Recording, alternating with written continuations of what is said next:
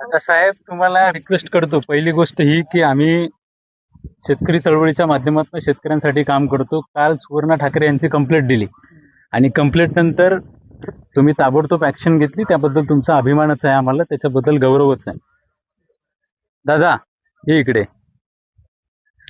बोल काय म्हणणं आहे तो मांड.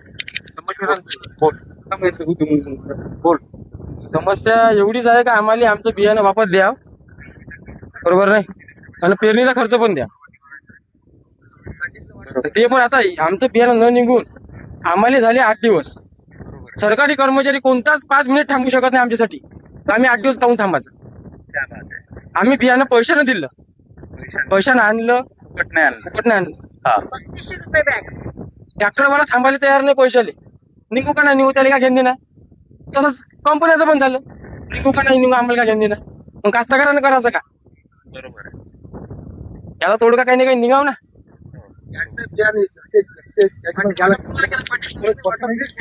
काय म्हणणं आहे सांगा. नाही, या कंपनीनं फसवणूक केलेली आहे, शेतकऱ्याची फसवणूक केलेली आहे. बरोबर आहे.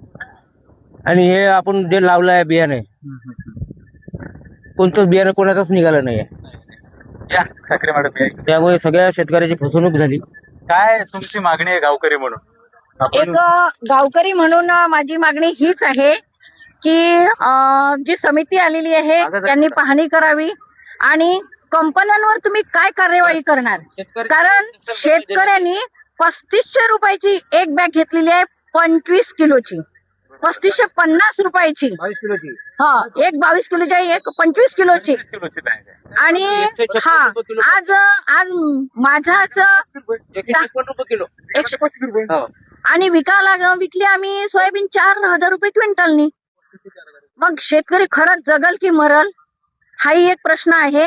आणि मी ही जी तरुण पोरं उभी केलेली आहे. सरकार साहेब इकडे 1 मिनिट, नाही इकडे 1 मिनिट या ना.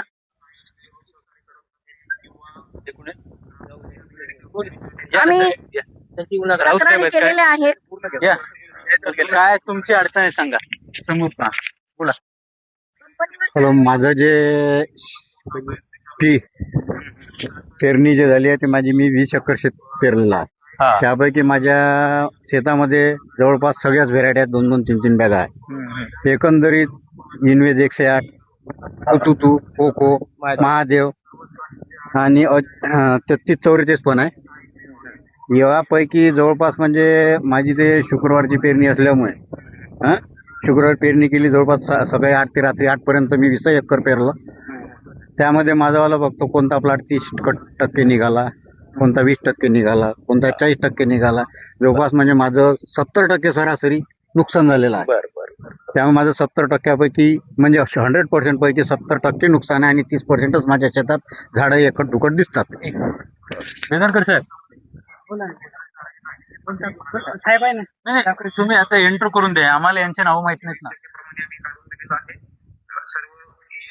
लक्षात घ्या शेतकरी बांधवांनो, साईड पहा. मी काल दौरा केला आणि दौऱ्यानंतर या ठिकाणी तालुका कृषी अधिकारी कार्यालय कळमची टीम आलेली आहे. काही कृषी विज्ञान केंद्राचे सायंटिस्ट पण आहेत आणि हे इन्स्पेक्शन करणार आहेत, लक्षात घ्या. आणि कोण कोण आलेलं या ठिकाणी राहू दे, बंद नको. कोण कोण आलेलं आहे साहेबांची आम्हाला ओळख करून द्या आणि हे काय यांचं काय काम आहे ते सांगा. मी कृषी अधिकारी गुणनियंत्रण आणि ह्या ज्या आता सोयाबीन न उगवण्याच्या तक्रारी आहे याच्यासाठी तालुकास्तरीय समिती जी असते, तर त्या समितीचा सदस्य सचिव या नात्याने मी काल जशी तक्रार प्राप्त झाली तसं मी प्रथम पाहणी करण्यासाठी इथे आलो होतो आणि नंतर मग समितीला तसेच कंपनी आणि सर्व शेतकऱ्यांना सूचना देऊन जे समितीचे अध्यक्ष असतात उपविभागीय कृषी अधिकारी आणि त्याच्यानंतर बाकी सदस्य आहे तालुका कृषी अधिकारी, त्याच्यानंतर आपल्या जे जो एरिया आहे हा समजा याचे जे गुणनियंत्रण अधिकारी आहे पंचायत समितीचे श्री डाखोरे साहेब इथे आलेले आहेत. त्याच्यानंतर शास्त्रज्ञ जे आहेत श्री चव्हाण साहेब पण इथे आलेले आहेत. आपल्या मंडळ कृषी अधिकारी कृषी अधिकारी निलेश दाबेरे साहेब आलेले आहेत. आपल्या म्हणजे गावचे जे सहाय्यक कृषी अधिकारी आहे श्री चंदन शिवे साहेब आलेले आहे. बाकी कंपनीचे प्रतिनिधी कोण प्रतिनिधी मी फोन केला होता, इथे आहे म्हणे ते आहेत. आहे बाबू दादा? आता बोल, तुझ्या ज्या समस्या आहेत दादा आता कंपनीचे प्रतिनिधी पण आता इथे बोलायचं. उपस्थित होते. आता हे गेल्यावर नको बोलू दा. आणि तक्रारदार शेतकरी जे आहे ह्या मॅडम आल्या होत्या, तर ह्या पण पाय दादा, आता एकदा रिपीट गेले की गेला विषय, हा संपला विषय. आता जे काय आहे ते इथं पाहिजे आपल्याला. आपण इथे प्रत्यक्षात आता हे जे आहे म्हणजे काय स्थिती आहे याचा काउंट घेऊन हा. त्याच्यावरती म्हणजे सविस्तर आपण हे करू, तर याचा अहवाल दिला जाईल. ठीक आहे, धन्यवाद. कंपनीचे अधिकारी हे कुठे आहे? भेंडे साहेब कोण आहे? माझी इलेक्शनची मीटिंग आहे त्यामुळे सॉरी बेदरकर साहेब, बी कंटिन्यू. साहेब, कसं आहे, कंपनीच्या अधिकाऱ्यांचा आम्हाला चेहरा दिसला पाहिजे ना. कंपनीचा प्रतिनिधी कोण आहे? मी भेंडे साहेबाला फोन लावला होता. नाही, असं म्हणून चालणार नाही. मी भेंडे साहेबाला फोन लावला होता जेव्हा आम्ही वाट पाहिजे आमचं थकलं असं यावी निघन बा. त्याच्यानंतर मी भेंडे साहेबाला 2 फोन लावले. मला नंबर दिला या सरांनी, पण सरांनी नंबर फोन आमचा उचलला नाही. ठीक आहे, आता यांना आपण काही म्हणू शकत नाही, हे यांचं काम कसं. हा? 8377 हे करू दे. कुणाचं आहे? इकडे पहा, हा गोटा फेटा मारतो. तुम्हाला तिथं वाटते.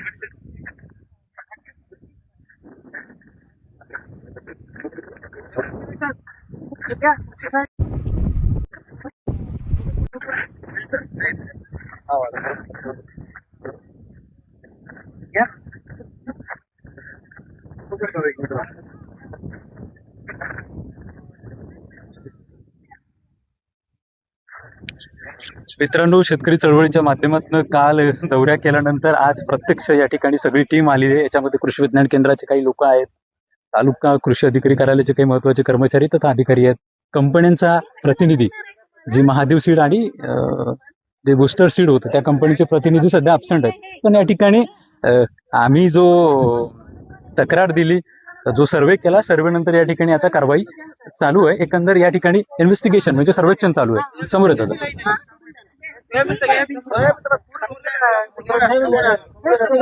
माझ्यासोबत आमचे सहकारी मित्र मंडळी सचिनदादा मनवर आहेत, त्या गावातील शेतकरी बांधव आहेत, सुवर्णा ठाकरे सुद्धा आहे. आणि या ठिकाणी हे सगळं सुरू आहे, लाईव्ह आहे, सगळं जे काही आहे ते प्रत्यक्ष आहे. आणि या माध्यमातून मी शेतकरी बांधवांना विनंती करतो की बाबाच्या ज्या ज्या ठिकाणी अडचणी असतील त्या ठिकाणी आम्हाला तुम्ही फोन करा, आम्ही प्रत्यक्ष जमिनीवरती आपल्या शेतावरती पोहोचू.